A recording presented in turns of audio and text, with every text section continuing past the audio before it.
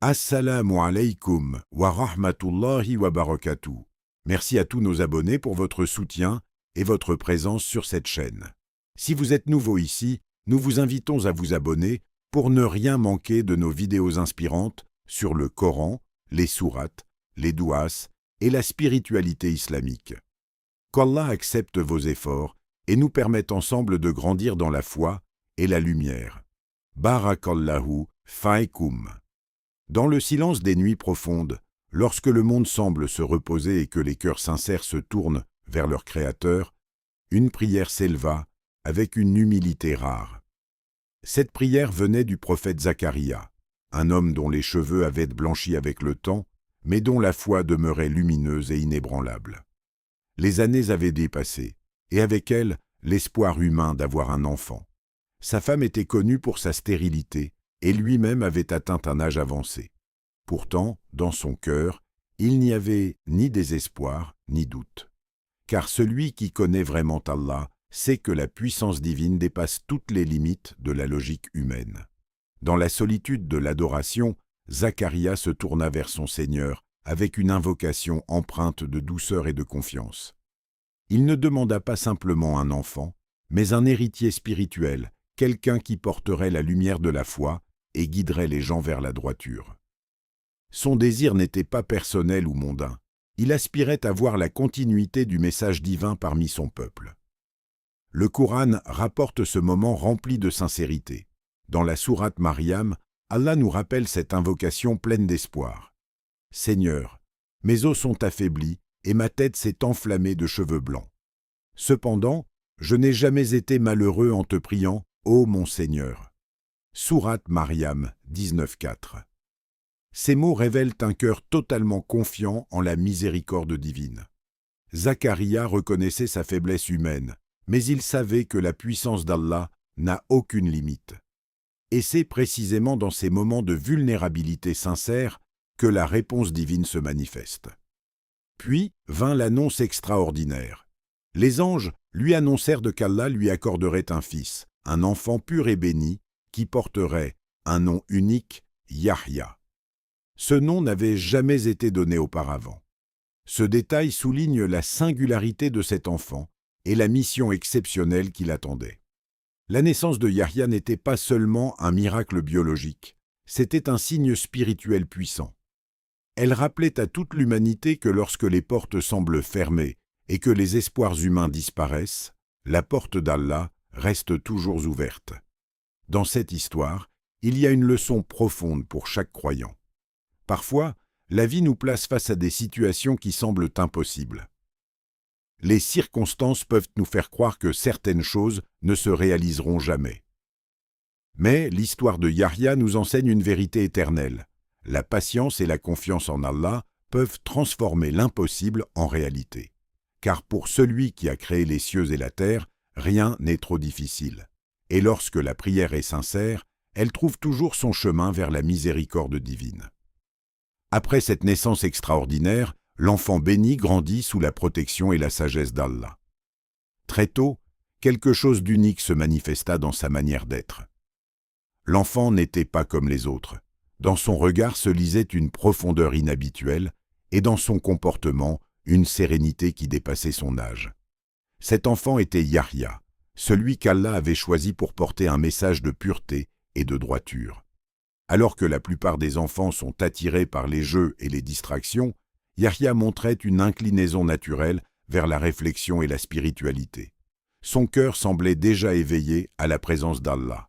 Il passait du temps dans le recueillement, observant le monde avec une sensibilité particulière, comme si chaque chose autour de lui rappelait la grandeur du Créateur. Mais cette maturité n'était pas seulement le fruit de son environnement ou de l'éducation de son père, le prophète Zacharia. C'était un don direct d'Allah, une faveur accordée à cet enfant choisi. Le Coran souligne ce privilège d'une manière remarquable. Dans la sourate Maryam, Allah révèle « Ô Yahya, tiens fermement au livre. Et nous lui donnâmes la sagesse alors qu'il n'était qu'un enfant. » Sourate Maryam 19-12. Recevoir la sagesse dans l'enfance est une bénédiction rare. Cela signifie que son cœur était déjà préparé à comprendre la vérité. à discerner le bien du mal et à vivre selon les principes de la foi.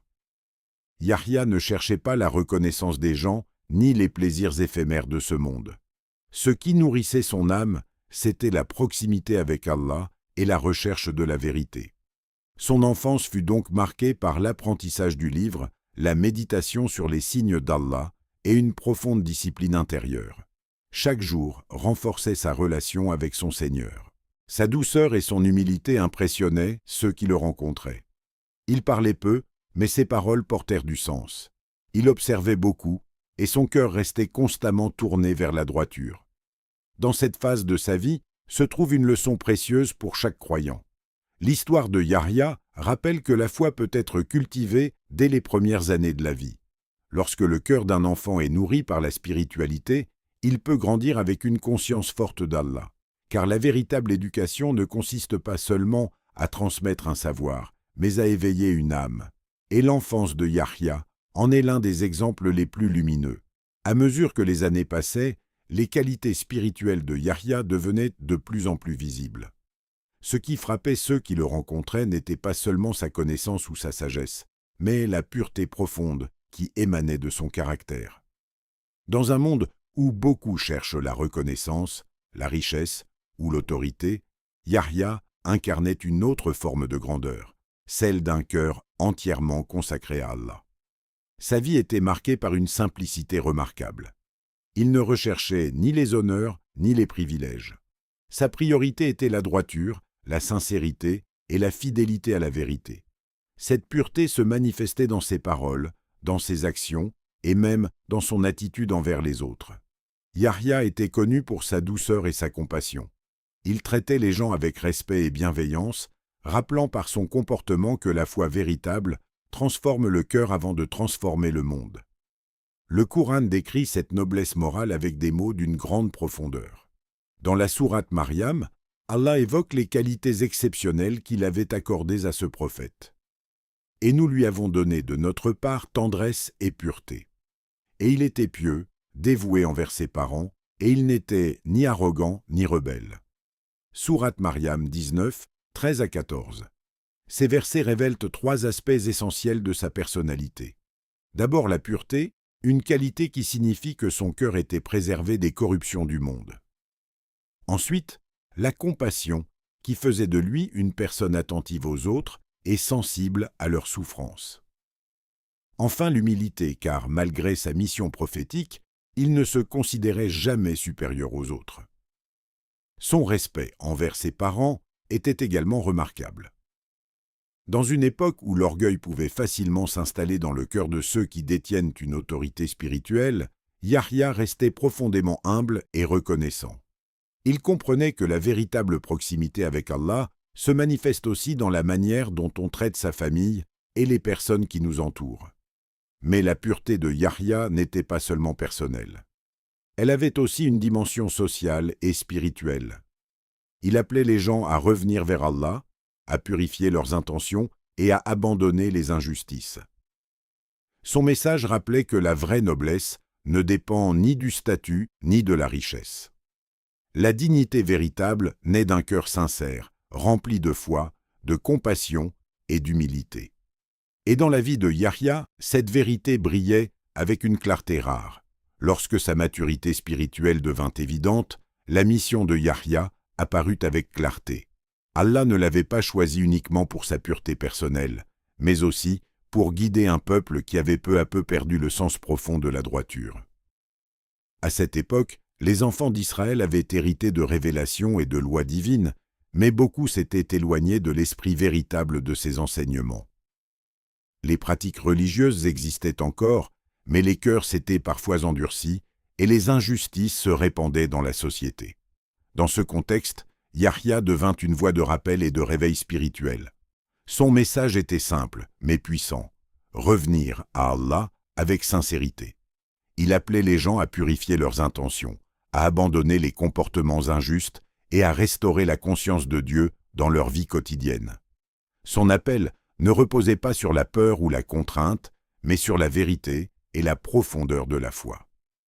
Le Coran évoque sa mission en soulignant la relation étroite qu'il entretenait avec la révélation. Allah lui avait ordonné de s'attacher fermement au livre et de transmettre ses enseignements avec détermination. Dans la sourate Maryam, il est dit « Ô Yahya, tiens fermement au livre, et nous lui donnâmes la sagesse alors qu'il n'était qu'un enfant. » Sourate Maryam 19-12. Ce commandement symbolise la responsabilité qui lui fut confiée. Tenir fermement au livre signifie préserver la vérité, ne pas la diluer pour plaire aux gens et rappeler les commandements divins avec courage et sincérité. Yahya parcourait les lieux où vivaient les gens, les exhortant à se repentir et à revenir vers la justice. Il rappelait que la foi ne se limite pas à des paroles ou à des rites extérieurs. La vraie foi transforme le cœur et influence chaque décision que l'on prend. Il invitait les gens à réfléchir à leurs actions, à réparer les injustices et à retrouver la droiture dans leurs relations avec les autres. Bien sûr, un tel message ne fut pas toujours accueilli avec enthousiasme. Ceux qui tirent profit de l'injustice ou qui sont attachés au plaisir du monde résistent souvent aux appels à la réforme morale. Pourtant, Yahya resta ferme. Sa mission n'était pas de rechercher l'approbation des hommes, mais de transmettre fidèlement le message qu'Allah lui avait confié. À travers ses paroles et son exemple, il rappelait une vérité essentielle. La véritable réussite ne réside pas dans les biens éphémères de ce monde, mais dans la proximité avec Allah et dans la rectitude du cœur. Mais les chemins de la vérité sont rarement faciles. Plus la voix d'un homme appelle à la justice, plus elle dérange ceux qui vivent de l'injustice. La mission de Yahya ne se limitait pas à rappeler la foi ou à enseigner la spiritualité. Elle consistait aussi à défendre la vérité, même lorsque celle-ci confrontait les puissants et exposait les abus de pouvoir. Yahya ne craignait pas de dénoncer ce qui était contraire à la loi d'Allah. Sa fidélité au message divin l'empêchait de se taire face aux dérives morales de son époque. Beaucoup de gens l'admiraient pour sa droiture, mais d'autres voyaient en lui une menace. Car lorsque la vérité est proclamée avec sincérité, elle agit comme un miroir. Elle révèle les fautes que certains préfèrent cacher. Le Coran rappelle que les prophètes ont souvent été confrontés à l'hostilité et à l'opposition. Allah évoque cette réalité dans un verset qui résonne profondément avec l'histoire de nombreux messagers envoyés aux enfants d'Israël. Est-ce que chaque fois qu'un messager vous apportait ce que vos âmes ne désiraient pas, vous vous enfliez d'orgueil? Les uns vous les traitiez de menteurs et les autres vous les tuiez. Sourate Al-Baqarah 2, 87. Ce verset nous rappelle que le rejet des prophètes n'est pas un phénomène nouveau. À travers l'histoire, beaucoup de messagers ont été confrontés à l'orgueil de ceux qui refusaient de changer leur comportement. La détermination de Yahya finit par provoquer la colère de certaines figures influentes de son époque. Il refusa de compromettre la vérité pour obtenir la paix ou la sécurité. Son cœur était attaché à la justice divine, et il savait que la mission d'un prophète ne consiste pas à plaire aux gens, mais à rester fidèle au message d'Allah. Selon les récits transmis dans la tradition, cette fidélité lui coûta finalement la vie. Yahya fut martyrisé pour avoir défendu la vérité et dénoncé l'injustice. Sa mort devint alors un témoignage puissant, celui d'un homme qui préféra perdre sa vie plutôt que de trahir sa conscience et sa mission. Son histoire porte une leçon profonde pour les croyants de toutes les époques. La foi authentique n'est pas seulement une conviction intérieure. Elle exige parfois du courage face aux pressions du monde. Défendre la justice, protéger la vérité et rester sincère envers Allah peuvent demander des sacrifices. Mais l'exemple de Yahya rappelle que la véritable dignité ne réside pas dans la sécurité ou dans les privilèges terrestres.